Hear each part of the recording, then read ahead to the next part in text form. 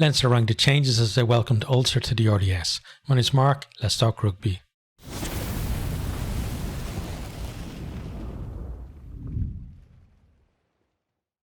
Opening a couple of minutes on this one was a bit scrappy. It was very wet and rainy, and there were a few knock-ons early doors. Led to a couple of scrums. Ulster seemed to be on top of the scrum for most of the night, and from I think the second scrum of the game, Kitsoff puts the squeeze on Clarkson and wins a penalty. Ulster decide to go up the line. They win the line out, and then Billy Burns just puts a lovely chip over the defence for Timoney to run onto. He collects it, shows some really good pace, gets deep into the Leinster 22, and then momentum and the slippery surface help him to slide over to score the opening try. Cooney adds the extras and we're 7-0, and it's just a great start from Ulster, and it keeps getting better. They come again, they make a break, and then Billy Burns puts in another peach of a kick, this time a grubber, kind of on an angle, out to Stockdale. He collects it, goes over to score in the corner. Cooney misses from the touchline, but it's 12-0. Ulster completely on top. Leinster then, that kind of woke them up a little bit. They decide, or they come back and put some real pressure on.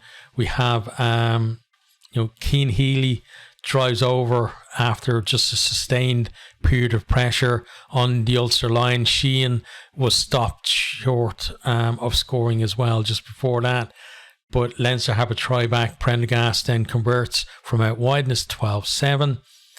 Then it's all Leinster for the next little while. They have a try chalked off due to obstruction in the line out as they set up the maul. They did drive over to score, but it was called back, and it's the same. Talked about it. I'm blue in the face talking about it. Every single Irish province does it. It's this one where you go up and the lifter goes in behind the catcher, basically obstructing the opposition from actually being able to get access to the lifter when he lands.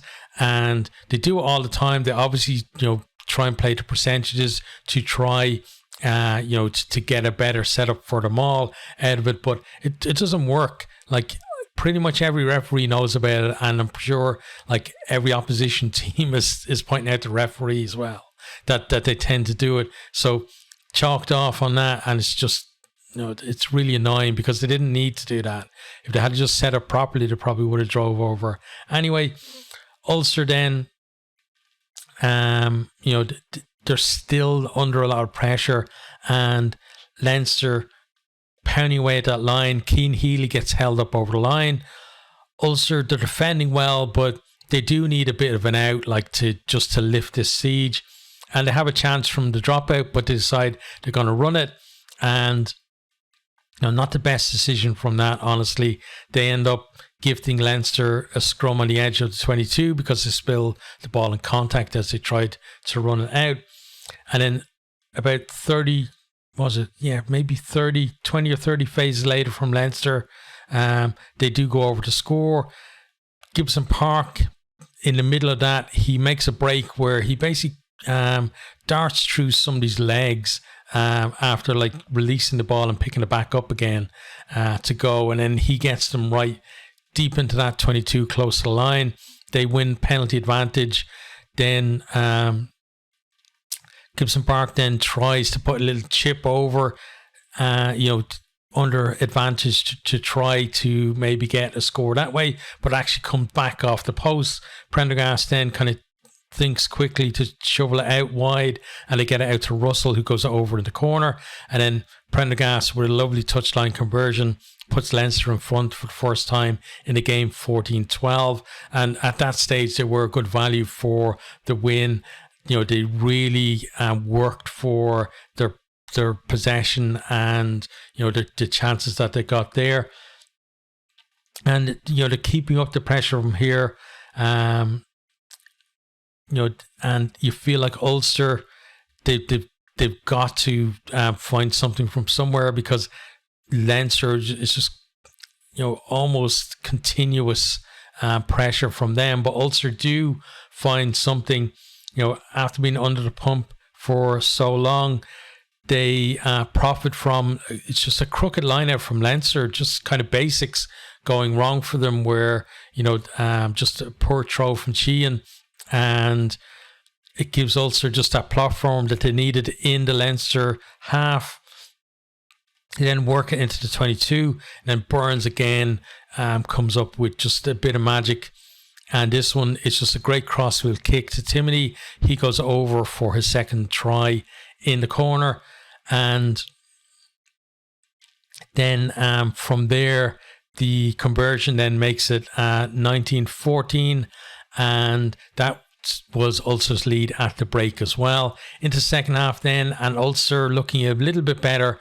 They got a bit more territory and possession in the kind of opening 10-15 minutes, and that leads then to a penalty where McCarthy was offside, and Cooney pops that one over for 22-14, and 8 points looks like a decent lead for Ulster at this stage, because we've seen with a lot of these interpros where it's kind of going to come down to maybe one score in the end, and the fact that now they're 2 scores ahead just gives them that little bit of cushion that maybe their fragile kind of confidence may be needed, I would say, given the way results have gone from them recently. And then Leinster, they're applying pressure on Ulster again, going into kind of that last quarter. And are forcing them to rush their play, and then McCarthy manages to charge down Cooney's attempted clearance kick, and he gathers that up, gets to within maybe 10 metres of the line. Leinster then on the front foot into 22, applying pressure. They win a penalty, and they decide to kick that to the corner. They claim the line out, set up the maul, and as it often does, it drives over, and Dan Sheehan is the scorer. Harry Byrne, he's on now at 10 for Prendergast, and he makes it a 1 point game with a beautiful touchline conversion. It's 22-21. And then, normally with Leinster, you expect now they're going to go on, they're going to find that, score to put themselves ahead, and then be able to see out the game or even add another score onto that. But Leinster, they haven't quite been there this season. We've talked about it a lot, but they do have the chances. They begin pinning Ulster back into their own 22, and they're looking for that score that would put them in the lead. They're laying siege to the Ulster line, and it looks like keeping it forwards, and they're over. But Frawley, you can see Frawley's calling for the wide ball from Gibson Park. Gibson Park decides to give it. Marshall reads it, and he intercepts it. Real let off for Ulster there, because I feel like if Leinster just had kept in the forwards, they would have driven over eventually, or maybe forced a penalty that would have put them ahead. Instead, they went for the more chancy option, and it didn't pay off them. But great read by Marshall, and just great defence from Ulster as well to keep them out to that point anyway and not concede a penalty. And Ulster then, they managed to kick it clear. They worked the ball back to halfway, through just a lot of grit. And I have to say, the likes of Ian Henderson, that second row, really did put in a hell of a shift. Timony in the second row as well. Ulster then, they have a scrum on halfway. And where this came from was Leinster had the ball. Harry Byrne decides to put pressure on with a kick. Kicks it just a little bit too far, and it ends up going dead.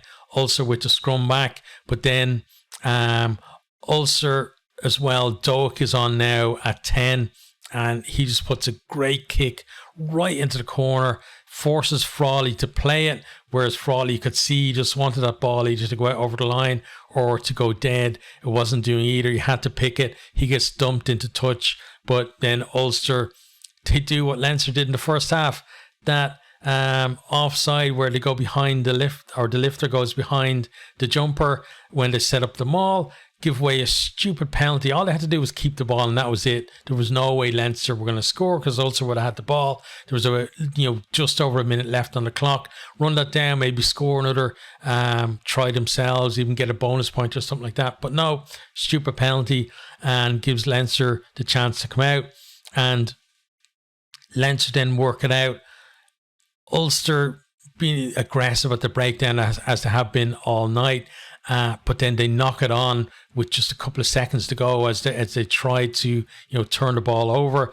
Leinster then win a penalty from the resulting scrum, and it looks like it's going to be one of those ends to the game where Leinster they win it at the death from basically Lazarus, from just being completely no chance of winning to winning. But then Harry Byrne misses touch, and it's in field. Ulster player then kind of hit him and then went out. So that was it. The game was over. And final score 22-21 to Ulster. Ulster absolutely deserved that win. They were the better of the two teams, and Leinster would have been, although they had lots of pressure, that inability to convert that pressure into points at crucial times meant that I felt that Ulster were the better of the two teams because they took their chances and they defended well when they needed to as well. We're going to look at some of the stats from the game. Hopefully the stats are actually have been updated at this stage and are actually up to date, because half the time at this point after games it's not up to date. So I'm looking at the stats right now. I'm going to refresh it because it's saying that basically neither team scored any tries. That's what it says. Tries scored 0-0, which is not true. It was actually 3 tries each. Possession 62% to Leinster, 38% to Ulster. These stats are just they don't make any sense to me at all, because saying 0 clean breaks, 0 defenders beaten. Okay, so I think for this one, we're going to skip the stats because the stats just aren't up to date properly. So we'll just talk about basically individual performances and also just how the two teams are looking from here as well. So for Leinster, I thought McCarthy and Baird were pretty good for them. I thought that Doris had some good points, but I felt like it was his first time captaining his province, and it looked like he was maybe trying a little bit too much. Gibson Park looked good at 10. Prendergast had some good points as well, but he was kind of overshone by his opposite number, I felt, for most of the game as well.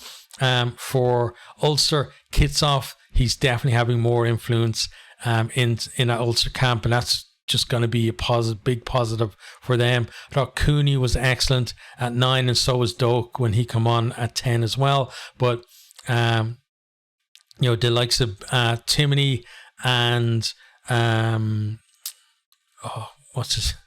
Henderson. How do I forget Henderson's name? Henderson I thought was excellent too, but player who really stood out was Billy Burns, because his the way he got his team into position, and then his kicking range and selection was just amazing. It looked like at times that he basically had the ball on a string. He could put it wherever he wanted, and all of Ulster's tries came from his kicks, and he didn't put a foot wrong other than that. And I thought definitely probably the best player on the pitch by a bit of a stretch, honestly. In terms of the teams, then this defeat for Leinster has been coming for a while. They haven't looked completely convincing all season. They went on that run of, I think it was like 7 wins in the URC, and then they obviously had their wins in Europe as well. But there were so many games where they were just about falling over the line. They never really put someone completely to the sword. Like the Scarlets, I think, was the closest, but even then, like that lapse in the kind of last 10 minutes and letting in 2 tries is just something that a Leinster team, even last season where it didn't end great for them, wouldn't have done that. And hopefully this, as a Leinster fan, I hope this is a bit of a wake-up call for them. And there are problems in their game that they've maybe been papering over the cracks with victories, but there is a lot of stuff that needs to be fixed.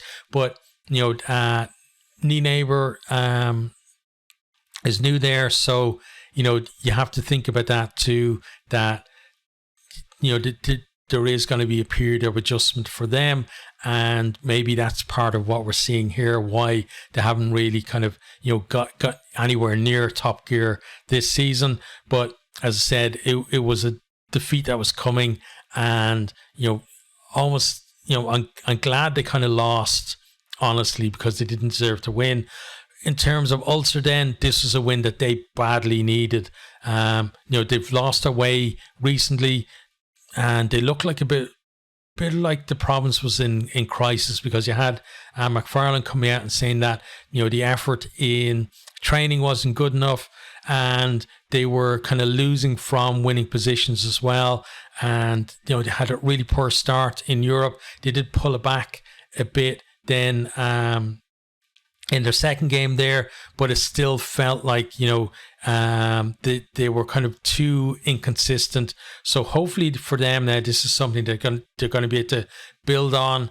Get a few more victories and start climbing that table as well in the URC, because basically themselves, Connacht and Munster had kind of dropped towards that kind of 8th to 10th kind of placings, where you're kind of the target for others to qualify for knockout stages. So as I said, it's a good point for them maybe now to kick on new year, maybe new Ulster, and maybe we're going to see them actually gel together as a team and start performing consistently and put a string of victories together.